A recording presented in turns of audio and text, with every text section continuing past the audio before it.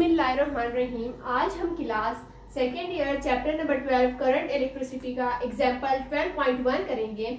Example हमारे पास book में दिया गया है। एग्जाम्पल है if one into 10⁻13 electrons flow through a conductor in 1 metre second.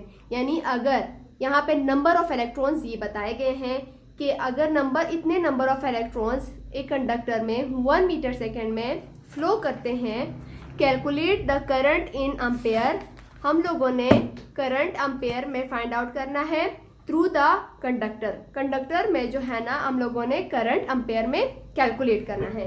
तो सबसे पहले हम लोग डेटा नोट करते हैं। डेटा में हमारे पास दिया गया था कि जो नंबर ऑफ इलेक्ट्रॉन्स है वो 1 × 10⁻13 है और टाइम 1 मिली सेकेंड दिया गया है। सही है कि कितने number of electrons 1 millisecond में एक कंडक्टर में फ्लो करते हैं तो उसका करंट क्या होगा। तो नंबर ऑफ इलेक्ट्रॉन्स जिसको हम लोग स्मॉल एन से डिनोट करते हैं वो हमें दिए गए थे 1 × 10⁻13। जब टाइम वो हमें 1 मिली सेकेंड दिया गया था, हम जानते हैं कि जो टाइम का यूनिट है वो सिर्फ सेकेंड है। तो सबसे पहले हम लोग मिली को इंटू 10⁻³ में कन्वर्ट करेंगे। तो हमारे पास मिली की जगह 10⁻³ आ जाएगा। यानी हमारे पास अभी जो टाइम है वो 1 × 10⁻³ सेकेंड हो जाता है। जो करंट है यानी जो number of electrons 1 millisecond में फ्लो करते हैं तो उसका करंट जो हम लोगों ने फाइंड आउट करना है वो हम लोग करंट कैलकुलेट करेंगे। चार्ज ऑफ इलेक्ट्रॉन ये कांस्टेंट वैल्यू है, ये आप लोगों को खुद याद होनी चाहिए, जो कि 1.6 × 10⁻19 कूलम है। अब ये हमारे पास डेटा आ गया न्यूमेरिकल का। अब हम लोग ये देखते हैं कि जो डेटा में दिया गया है, जो चीजें डेटा में दी गई है ना, उसमें कौन सा फार्मूला पुट होता है। अब यहाँ पे हम लोगों ने करंट कैलकुलेट करना है तो हम लोग करंट वाला फार्मूला पुट करेंगे जो कि है I = Q / T। सही, हम करंट कैलकुलेट कर रहे हैं। तो सबसे पहले जो हमारे पास चार्ज है वो हमारे पास नहीं है, सिर्फ हमारे पास चार्ज। हम ये वाला फार्मूला यूज करेंगे जो Q = NE है। सही, अब चार्ज निकालने के लिए यहाँ पर मैंने क्यों लगाया, ये E है। तो यहाँ पर हम लोग Q यानी चार्ज निकालेंगे।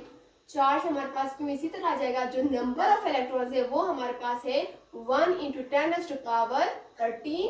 जो चार्ज ऑफ इलेक्ट्रॉन है वो हमारे पास है 1.6 × 10⁻19। सही, क्यों उसी तरह आ जाएगा। जब 1 को हम लोग 1.6 की वैल्यू से मल्टीप्लाई करते हैं तो हमारे पास 1.6 ही आता है। अब यहाँ पर 10⁻13 है और यहाँ पर 10⁻19 है। बेसिस सेम है तो हम लोग इस तरह लिखते हैं कि 13 - 19। जब 19 में से 13 को माइनस करो तो हमारे पास 10⁻6 बनता है। माइनस क्यों लगाया, क्योंकि बड़ी वैल्यू के साथ माइनस है। तो यहाँ पर हमारे पास आ जाएगा 10⁻6 कूलम, यानी जो चार्ज है वो हम लोगों ने निकाल दिया। अब हमारे पास फार्मूले में हम लोग Q की वैल्यू ये वाली पुट करेंगे और टाइम की वैल्यू ये वाली पुट करेंगे, देन हमारे पास आ जाएगा करंट। तो हमारे पास जो फार्मूला है वो है I = Q / T। अब Q की वैल्यू हमारे पास है 1.6 × 10⁻6 और जो टाइम की वैल्यू हमारे पास है वो है 1 × 10⁻3। सही, अब हमारे पास करंट की वैल्यू आ जाती है। जब हम लोग ये जो है ना माइनस में है ना, जब ये ऊपर चला जाएगा तो इसका जो माइनस है ना वो प्लस में कन्वर्ट हो जाएगा, यानी -6 + 3 बन जाएगा। अब हमारे पास जो है ना 1.6 × 10⁻6 के जब हम लोग +3 निकालते हैं तो हमारे पास बच जाता है -3। 1.6 को जब हम लोग 1 पे डिवाइड करते हैं तो हमारे पास 1.6 ही रहता है। तो करंट हमारे पास आया 1.6 10⁻3। हम लोग जानते हैं कि वो मिली के बराबर है, तो यहाँ पर हम लोग लिखेंगे मिली एम्पेयर। करंट को हम लोगों ने एम्पेयर में कैलकुलेट करना था, तो हमारे पास जो आंसर आया है करंट का वो है 1.6 मिली एम्पेयर। इस तरह जो हमारा एग्जाम्पल 12.1 है चैप्टर नंबर 12 करंट इलेक्ट्रिसिटी का वो कंप्लीट हो जाता है।